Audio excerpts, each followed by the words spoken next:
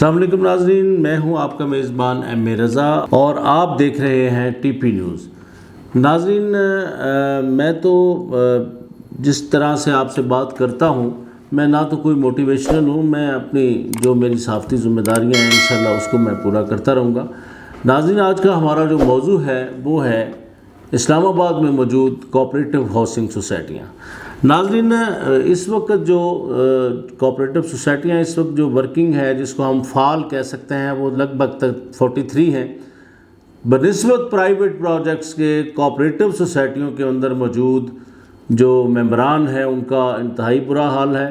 لوگ اپنے گھر بنانے کے خوابوں کی تعبیر لیے کئی تو ملک عدم سے دھار گئے، اور کئی بیچارے آج بھی سوسائٹیوں کا جو بار بار اس کا چکر لگانا ہے اس ہوپ پر گھر بنانے کے جو خوابوں کی تعبیر ہے اس کو ہم حاصل کر سکیں۔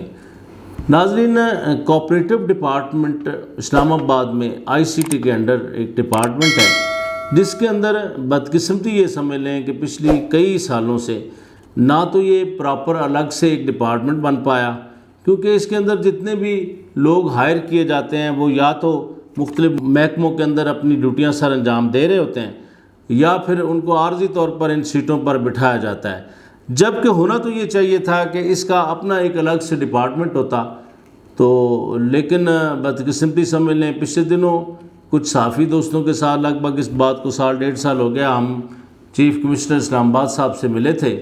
عامر علی احمد بہت اچھے انتہائی ایماندار بندے ہیں، ان سے ہماری بات ہوئی تھی تو ان کا یہ کہنا تھا کہ ہم نے اس کے لیے ایک ڈپارٹمنٹ کو لکھا ہے اور امید ہے کہ اس کے فنڈز بھی آ گئے، اس محکمے کو ہم الگ کر دیں گے۔ لیکن تاحال محکمے کو الگ نہیں کیا گیا، کیونکہ ناظرین اس کے اندر زمینوں کی خریداری، لین دین، پیسے کا بہت فراوانی ہوتی ہے۔ تو جو ایگزیکٹو باڈی آتی ہے اس کے اندر کوئی 9-10 افراد کے اوپر مشتمل ممبران ہی ہوتے ہیں، جس میں سے کوئی صدر ہوتا ہے، کوئی سیکٹری ہوتا ہے، کوئی فنانس سیکٹری ہوتا ہے، جس نے آ کر سوسائٹی کے انتظامی امور کو چلانا ہوتا ہے۔ لیکن بدقسمتی یہ سمجھ لیں کہ کسی بھی سوسائٹی کے اندر کوئی ایسی ٹیم نہ آ سکی جس نے آتے ہی جو ممبران بیچارے پھنسے ہوئے ہیں سالہ سال سے۔ اچھا، کئی سوسائٹیوں میں آپ کو ایسے لوگ بھی ملیں گے جو تقریباً 20 سال سے 22 سال سے بیچارے پھنسے ہوئے ہیں، اور ان کو تاحال پلاٹ تو کیا ایک کاغذ کے ٹکڑے ہی ملے ہوئے ہیں، جس کے اوپر اس ہوپ میں ہے کہ شاید پورے ہم نے پیسے جمع بھی کروا دیے ہیں، لیکن تاحال ہمیں جو گھر بنانے کے خواب ہے ہم اس کو پورا نہیں کر پائے۔ اس میں ناظرین کوآپریٹو ڈپارٹمنٹ کے اندر پچھلے جو ٹینور سے مراد جو سرکل رجسٹرار اور رجسٹرار کا جو ٹینور تھا، جو پچھلا ٹینور گزرا، اس کے اندر کافی اصلاحات بھی ہوئیں۔ اس میں ایک بڑے اچھے آفیسر محمد علی صاحب جو کہ رجسٹرار کوآپریٹو تھے، انہوں نے ان کی کلاسیں جو ایک ورکشاپس کی ہوتی ہیں، وہ ورکشاپس کی کلاسیں لیں، پارا کے اندر اس کو منعقد کیا گیا، جس میں کافی اویئر کیا گیا ان لوگوں کو، تاکہ یہ زمینوں کی خریداری اور ترقیاتی کاموں کے اندر ان کو وہ ایک ماہر ٹیکنیشینز بلائے گئے، باقاعدہ ان سے ان کو ٹرینڈ کیا گیا۔ اور دوسرا انہوں نے اس میں ان کے کچھ وظائف بھی مقرر کیے، تاکہ یہ چونکہ کسٹوڈین ہوتے ہیں، امین ہوتے ہیں، نہ کوئی انہوں نے یہاں سے کوئی کمانا ہوتا ہے۔ لیکن بدقسمتی یہ دیکھ لیں، جو اس سلسلے کی بدقسمتی اس کو میں کہوں گا وہ یہ ہے کہ جتنے بھی یہ ممبران آئے، ان کی کرپشن کے جو سٹوریوں کے انبار لگے پڑے ہیں۔ آتے ہی انہوں نے ممبران کی فلاح تو دور کی بات ہے، آتے ہی اپنی جیبیں بھرنے شروع کر دیں۔ اس میں جو سب سے زیادہ افیکٹ ہوئی سوسائٹی وہ تھی جنا گارڈن، جو federal employees cooperative housing society تھی، جو یہاں کے جو سرکاری ملازمین تھے اسلام آباد کے لیے، ان کے لیے بنائی گئی۔ اس کے بعد جموں کشمیر کوآپریٹو سوسائٹی کے اندر بھی کافی ایشوز رہے، اربوں روپے کی کرپشن بھی ثابت ہوئی، جس پر ڈپٹی کمشنر نے FIRیں بھی دیں۔ تو اس کے بعد پھر اور بہت ساری سوسائٹیاں ہیں جن کے اندر اس طرح کی کرپشن کی داستانوں کی بھرمار ہے۔ تو سب سے بڑا نقصان اس میں یہی ہوا کہ جو بیچارے لوگ پورے پیسے جمع کروانے کے باوجود بھی ان سوسائٹیوں کے دفاتر کا چکر لگاتے رہے، تو ان کو کیا ملا؟ ایک حوصلہ ملا، جو ابھی تاحال حوصلہ وہ جاری ہے۔ تو پتہ نہیں کس طرح یہ نظام انتظامی امور چلاتے ہیں کہ جس میں ہر 2-3 سالہ یہ ٹینور ہوتا ہے. تو جو اگر ان کی ایسٹس انکوائری کی جائے تو جو ایسٹس یہ لکھواتے ہیں اس سے کئی گنا زیادہ ایسٹس ان کے مینجمنٹ کمیٹیوں کے آ کے بن جاتے ہیں. تو ممبران کا پیسہ ہوتا ہے وزیر اعظم کی ناک کے تلے. یہ کوآپریٹو ڈپارٹمنٹ بے یار و مددگار ہی اس کو میں سمجھ رہا ہوں. محمد علی صاحب اور مظہر صاحب جو ابھی حالیہ ہی دنوں ان کا انتقال ہوا ہے، سرکل رجسٹرار تھے مظہر صاحب. تو محمد علی صاحب نے اور مظہر صاحب نے اس میں کافی اصلاحات کی اور کافی سارے ان کے جو سوسائٹیوں کے AGM منعقد ہوتے تھے.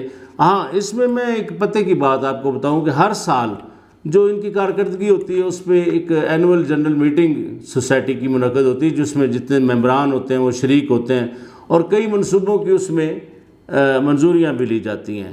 تو مظہر صاحب اور محمد علی صاحب کے دور میں ہم خود بھی جاتے رہے، کور کرتے رہے ان کو. تو ابھی جو پچھلا دور گزرا ہے اس کے اندر آپ یقین جانیں کہ کئی سوسائٹیوں کے تو 3 سال سے AGM بھی نہیں ہو سکے. تو اس کو میں کس کی نااہلی سمجھوں؟ تو پوچھا جاتا تھا جو وہ اس کیئر ٹیکر سیٹ کے اوپر جو سرکل رجسٹرار تھے موجودہ، ان سے پوچھا جاتا جی ہم نے ان کو لیٹر لکھا ہے. آگے سے وہ سوسائٹی والوں سے بات ہوتی تو وہ کہتے جی ہم نے ان کو لیٹر لکھ دیا ہے جی. اب اللہ جانے اس میں کیا ان کے مفادات تھے کہ وہ یہ AGM نہیں کروا. حالانکہ ہونا تو یہ چاہیے تھا کہ ہر سال وہ ممبران کو بلائیں، ان کے ایشوز دیکھیں. اس وقت ناظرین ایک نیا جو ایک انہوں نے کرپشن کا جو ایک نیا فن ڈھونڈا ہے کہ کوئی نہ کوئی اس کا اشتراک کا ایک کوآپریٹو سوسائٹی کے ساتھ اشتراک کا کوئی پروجیکٹ لانچ کرتے ہیں. وہ 2-3 سوسائٹیوں کے ہم نے دیکھے، اس میں بھی خیر سوسائٹیوں والے کامیاب نہیں ہو سکے، لیکن کامیاب کون ہو گئے؟ جن لوگوں نے وہ لانچ کیا تھا. تو اس لیے میں وزیر اعظم پاکستان سے یہ گزارش کرتا ہوں کہ اس وقت محمد علی صاحب میرا خیال ایک شہر کے ڈپٹی کمشنر ہیں، انتہائی قابل افسر ہیں. ایسے افسر جو جب انہوں نے آئے ہم نے خود ان کو دیکھا، انہوں نے باقاعدہ عدالتیں لگا کر لوگوں کو جن کے ساتھ ناانصافیاں ہوئی تھیں ان کے کیسز سنے اور اس پر عمل پیرا ہوا ہے. جو پچھلا دور گزرا اس میں جو صاحب اس سیٹ پر براجمان تھے انہوں نے سرکل رجسٹرار، اس میں انہوں نے یہ کیا کہ پرائم منسٹر پورٹل سے بھی اگر درخواست آئی ہے تو اپنی بجائے ان کے کوئی انسپیکٹر تھے ان کو کہہ دیتے تھے کہ یہ بائی کر کے آپ لکھ دو، میری طرف سے اس کا جواب دے دو. تو انصاف کیا ہوگا؟ تو ناظرین کوآپریٹو سوسائٹیاں بہت ایک اچھا اقدام تھا. اس میں لوگوں کو بہت سستے پلاٹ ملے تھے، نو پروفٹ نو لاس پر یہ بنائی جاتی ہیں. تو اس میں توجہ دلانا چاہتا ہوں حکومت کی کہ خدارہ اس میں توجہ دیں.